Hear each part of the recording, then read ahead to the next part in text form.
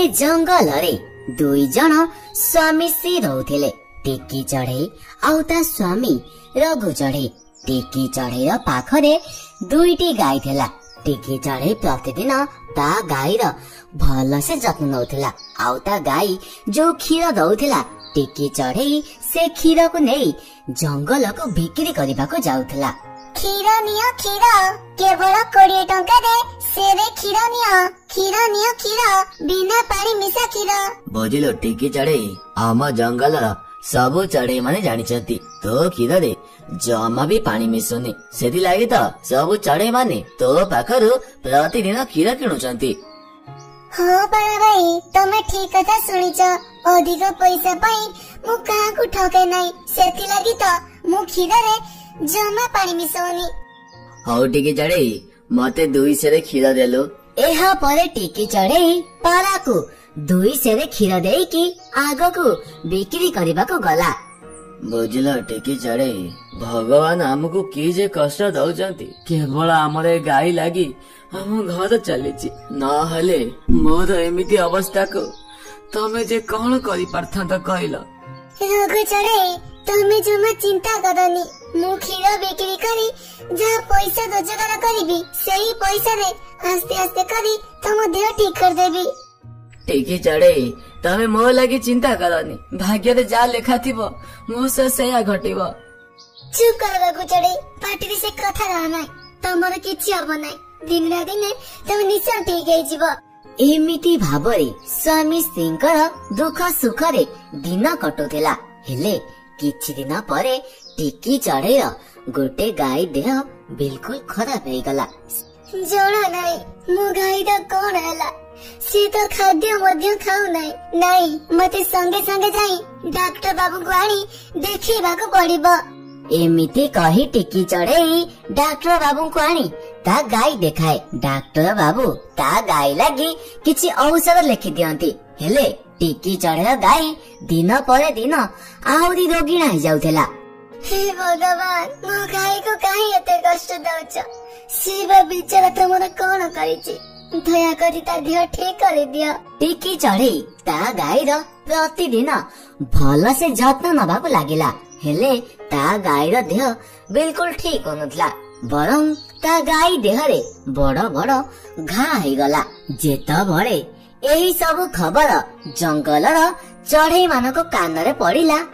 बुझिलो चढ़ई माने तमे माने कौन से टिकी चढ़ईर गाई अवस्था देखिलानी ता गाई तो पूरा रोगिणा हो गलानी। अरे टिकी चढ़ई सेई गाईर क्षीर को आनी आमको बिक्री करूची आमे जदी सेई गाईर क्षीर पीबा ताले आमे भी मध्य रोगरे पड़ी जिबा। नाई नाई आजी ठारू टिकी चढ़ई पाखरु आमे आउ क्षीर रखिबा नाही। चढ़ई माने टिकी चढ़ईर गाई विषय जानिबा परे आउ केही भी टिकी चढ़ई पाखरु क्षीर किणते नाही। पारा भाई तमे तो भल भाବରେ जानिच कि मु काहा को ठके नाही हेले आजी तमे मते संदेह करूच। अरे मो गाई देह सिना खराब है हेले बता क्षीर रे कोन असुविधा अछि कहला। टिकी चढ़ई तू मते क्षमा करि दे जंगल सबु चढ़ई माने मना करिसंती कि तो पाखरु क्षीर न किनेबा पाई मते क्षमा कर दे टिकी चढ़ई। केही भी टिकी चढ़ई पाखरु क्षीर न किनिबा कारण दु टिकी चढ़ई मध्य आउ क्षीर बिक्री करबा को जाय नाही आउ पूरा दिन ता गाईर जत्न नबाको लागे। बुझिलो टिकी चढ़ई मो कथा मान आम से रोगिणा गाईटी को बिक्री कर दियो न हेले जंगल चढ़ई माने आम पाखरु आउ क्षीर किनिबे नाही। नहीं रघु चढ़ई से बिचरा बाबा कौन दोष से तो हमको दिने केते क्षीर दउथिला आ आज से रोगिणा पड़िथिया समय रे आमे जदी तार सारा नबा से बा कौन करिवो बिचरा कहला। नहीं मु ताको काहा को बिक्री करि परिबि नाही। आउ गोटिए दिन जंगलर किछि चढ़ई माने आसी टिकी चढ़ई को कहती अरे ए टिकी चढ़ई तू आज ही तोरे गाई को धरी आम जंगल छाड़ी की चली जा तो लागी आम जंगल चढ़ई माने जेमिति रोगरे न पड़ंतु। अरे तो गाई तो दिन पर दिन रोगिणा हबार लागिची आमुक तो लागुची तो गाई को गोटे बड़ रोग होईची तो गाईर रोग जेमिति आम जंगल सारा न खेली जाऊ सेति लागी आमे तते ए जंगल रु बाहर कर दबाक आसीचु। ନାଇଁ ନାଇଁ ଚଢେଇ ମାନେ ମୋ କଥାରେ ବିଶ୍ୱାସ କରନ୍ତୁ, ମୋ ଗାଈର କିଛି ହେଇନାହିଁ। ଆଉ କିଛି ଦିନ ପରେ ମୋ ଗାଈର ଦେହ ବିଲକୁଲ ଠିକ ହେଇଯିବ। ଦୟାକରି ଆମକୁ ଏ ଜଙ୍ଗଲରୁ ବାହାର କରନ୍ତୁ ନାହିଁ। ଟିକି ଚଢେଇ ଯେତେ ନେଉରା ହେଲେ ମଧ୍ୟ ଚଢେଇ ମାନେ ଟିକି ଚଢେଇକୁ ସେ ଜଙ୍ଗଲରୁ ବାହାର କରିଦିଅନ୍ତି। ବିଚରା ଟିକି ଚଢେଇ ତା ଦୁଇଟି ଗାଈକୁ ଧରି ତା ସ୍ୱାମୀ ସହିତ ଜଙ୍ଗଲ ମଝିକୁ ଚାଲିଯାଏ। ଏ ଯୋଉ ବର୍ଷା ପାଗକୁ ସେମାନେ ବାହାରେ ଶୋଇଥାନ୍ତି। ମାଲିକାଣୀର ଏମିତି ପରିସ୍ଥିତିକୁ ଦେଖି ଗାଈକୁ ମଧ୍ୟ ବହୁତ ଦୁଃଖ ଲାଗୁଥିଲା। ଆଉ ଗାଈ ମନେ ମନେ ଭଗବାନଙ୍କୁ ପ୍ରାର୍ଥନା କଲା, ହେ ପ୍ରଭୁ, ମୋ ମାଲିକାଣୀ ଯେ ମତେ କେତେ ଭଲ ପାଉଛନ୍ତି, ଆପଣ ତାଙ୍କୁ କାହିଁକି ଏତେ କଷ୍ଟ ଦଉଛନ୍ତି? ଦୟାକରି ତାଙ୍କର ସବୁ କଷ୍ଟ ଦୂରେଇ ନେଇଯାଅ। ଗାଈ ମନେ ମନେ ଏମିତି ଭଗବାନଙ୍କୁ ପ୍ରାର୍ଥନା କଲା ପରେ ସେ ଗାଈର ଦେହ ବିଲକୁଲ ଠିକ ହେଇଯାଏ। ଆଉ ସେ ଗାଈ ଚାଲିବାକୁ ଲାଗେ। ଗାଈର ଦେହ ଠିକ ହବାର ଦେଖି ଟିକି ଚଢେଇ ତ ପୁରା ଖୁସି ହେଇଯାଏ। ରଘୁ ଚଢେଇ ଦେଖ, ଆମ ଗାଈ ବିଲକୁଲ ଠିକ ହେଇଗଲା। ମୁଁ ତ ଜାଣିଥିଲି ଦିନେ ନା ଦିନେ ମୋ ଗାଈ ବିଲକୁଲ ଠିକ ହେଇଯିବ ବୋଲି। ଟିକି ଚଢେଇ ଏମିତି କହୁଥିଲା କି ସେଇ ସମୟରେ ତା ଦୁଇଟି ଗାଈ ଦୁଇଟି ସୁନା ଆଉ ରୂପାର ଘରରେ ବଦଳି ଯାଆନ୍ତି। ଏମିତି ସବୁ ଦୃଶ୍ୟ ଦେଖି ସ୍ୱାମୀ ସ୍ତ୍ରୀ ତ କିଛି ବୁଝି ପାରୁନଥିଲେ କି ସେଇ ସମୟରେ ସେ ଗାଈ ଘର ଭିତରୁ କିଛି ଶବ୍ଦ ଶୁଭିଲା।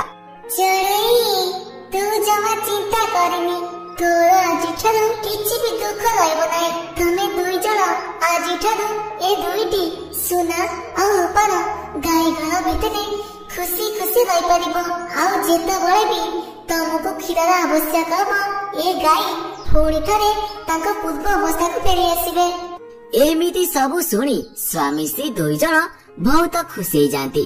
ସେଇଦିନ ଠାରୁ ସ୍ୱାମୀ ସ୍ତ୍ରୀ ସେ ସୁନା ଆଉ ରୂପାର ଗାଈ ଘର ଭିତରେ ଖୁସି ଖୁସି ରହିବାକୁ ଲାଗିଲେ। ସୁନ୍ଦରୀ କାଉ ମିକିକୁ ଜମା ବି ଭଲ ପାଉନଥିଲା, କାରଣ ମିକି ଥିଲା ସୁନ୍ଦରୀ କାଉର ସାବତ ମା। ସୁନ୍ଦରୀ କାଉର ଗୋଟେ ପୁଅ ଥିଲା, ତା ନା ଚିଣ୍ଟୁ କାଉ ଥିଲା। ସୁନ୍ଦରୀ କାଉ କେବଳ ଚିଣ୍ଟୁକୁ ଭଲ ପାଉଥିଲା, ମିକିକୁ ଜମା ଭଲ ପାଉନଥିଲା। ସେ ମିକି ଦ୍ୱାରା ଘରର ସବୁ କାମ କରଉଥିଲା। ଏଇ ପଡ଼ାମୁଇ, ସେତେବେଳୁ ତୁ ରୁଟି ତିଆରି କରିନୁ, ମୋ ପୁଅ ଆସିବ ଏବେ, ତାକୁ ବହୁତ ଭୋକ କରିବନି। ତୁ ଜଲ୍ଦି ଜଲ୍ଦି ରୁଟି ତିଆରି କରେ। ହଁ ମା, ଟିକେ ଅପେକ୍ଷା କର, ଆଉ କିଛି ସମୟ ମଧ୍ୟରେ ମୁଁ ସବୁ କାମ ସାରିଦେବି। ସେଇ ସମୟରେ ଚିଣ୍ଟୁ କାଉ ଆସି ତା ମା ପାଖରେ ପହଞ୍ଚିଲା ଆଉ ତା ମାକୁ କହିଲା, ମା ଆଜି ମୋ ପାଇଁ ତମେ କଣ ତିଆରି କରିଛ? ମତେ ବହୁତ ଭୋକ ଲାଗିଲାଣି। ଆରେ ମୋ ପୁଅ, ତୁ ଆସିଗଲୁ। ଆଜି ବା ତୋ ପାଇଁ ରୁଟି ଆଉ ଆଳୁ ଭଜା ତିଆରି କରୁଛି। ତୁ ପେଟ ପୁରେଇ ରୁଟି ଆଳୁ ଭଜା ଖାଇବୁ। ନାଇଁ ମା, ରୁଟି ଆଳୁ ଭଜା ଖାଇ ଖାଇ ମତେ ବିରକ୍ତ ଲାଗିଲାଣି। ମତେ ଆଜି ମିଠା ମିଠା ଅଙ୍ଗୁର ଖାଇବାକୁ ଇଚ୍ଛା ହଉଛି। ସତରେ ମୋ ପୁଅକୁ ଆଜି ମିଠା ମିଠା ଅଙ୍ଗୁର ଖାଇବାକୁ ଇଚ୍ଛା ହଉଛି। ଏମିତି ଗଲୁ ଜଙ୍ଗଲ ଭିତରକୁ ଯାଇ ମୋ ପୁଅ ପାଇଁ ମିଠା ମିଠା ଅଙ୍ଗୁର କୋଳି ତୋଳି ଆଇଲୁ। ମୋ ପୁଅ ଆଜି ମିଠା ମିଠା ଅଙ୍ଗୁର କୋଳି ଖାଇବ। ହଁ ମା, ମୁଁ ସଙ୍ଗେ ସଙ୍ଗେ ଜଙ୍ଗଲକୁ ଯାଇ ମିଠା ମିଠା ଅଙ୍ଗୁର କୋଳି ନେଇକି ଆସୁଛି। ଏହା ପରେ ମିକି ଚଢେଇ ଜଙ୍ଗଲକୁ ଅଙ୍ଗୁର ଆଣିବାକୁ ଚାଲିଯାଏ। ମିକି ଚଢେଇ ଜଙ୍ଗଲକୁ ଯାଇ ଗୋଟେ ଗଛ ଉପରେ ବସି ବହୁତ ଜୋରେ କାନ୍ଦିବାକୁ ଲାଗେ। ସେଇ ସମୟରେ ଗୋଟେ ଚଢେଇ ସେଇ ବାଟ ଦେଇ ଯାଉଥିଲା। ମିକି ଚଢେଇକୁ ଦେଖି ସେ ଚଢେଇଟି ତା ପାଖକୁ ଗଲା। ଆରେ ମିକି, ତୁ କାନ୍ଦୁଛୁ କଣ ପାଇଁ? କଣ ହେଇଛି ତୋର? ମାଉସୀ, ମୋ ମା ମଲା ପରେ ମୋ ସାବତ ମା ମୋ ଉପରେ ଭାରି ଅତ୍ୟାଚାର କରୁଛନ୍ତି। ମୋ ଦ୍ୱାରା ସବୁ କାମ କରୁଛନ୍ତି।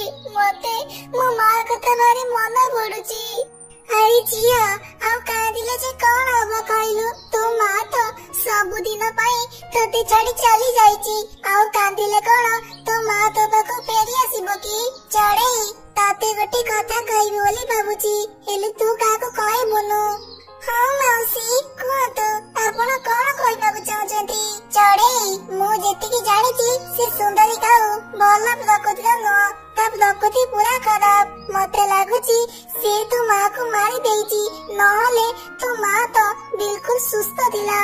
हठात एमिति से मरिब किपरि कहलु? नाई मौसी मो साबत माँ खराब हेई पारंती, हेले से एमिति काम करि परिबे नाही। एमिति कही मिकी किछि अंगुर कोड़ी धरी ता घर को गला। किछि समय परे मिकी ता घर पाखरे पहुंची गला। जेमिति मिकी ता घर पाखरे पहुंची मिकी ता साबत माँ को का सहित कथा हबार सुनिला।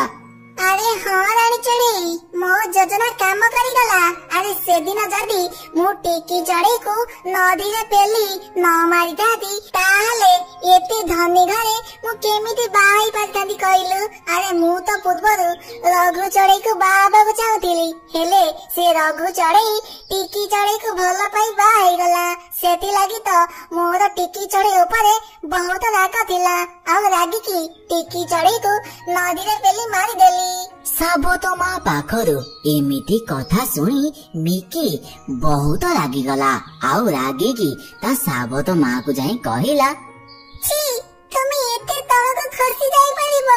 तमे मो माँ को मारी देइछ ना, मु तुमको छाड़ीबे नै। मु संगे संगे जाई मो बापा आगे रे सब कथा कहि देबी। अला हे मेंचिडियाडा तोर तो भारी सास, तू पुणी तो बापा को जाई कहबू। रह तो कथा मु बुझुची।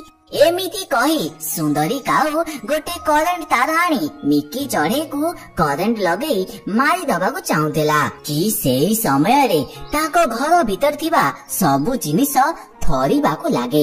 एमिति सबु देखी सुंदरी काऊ बहुत डरी जाए। किछि समय परे सुंदरी काऊ आगे रे टिकी चढ़ई रो आत्मा बाहरिला। दुष्ट सुंदरी काऊ तू तो मो जीवन नहीं गलु। भाबितिली तू मो जियारा भल भाबरे जत्न नबु, हेले तू तो मो जिया परे दिन परे दिन अत्याचार करि चलिछु। आजी से बिचारी ना जीवन नबा को भारिछु। रह तते मु जमा छाड़ीबिनी, तो जीवन आज मु नै जीवी। एमिति कही टिकी चढ़ई से करेंट तार को आनी सुंदरी काऊर देहरे लगेई देला। करेंट खाइबा कारणरु सुंदरी काऊर सेठी ही मृत्यु होइगला।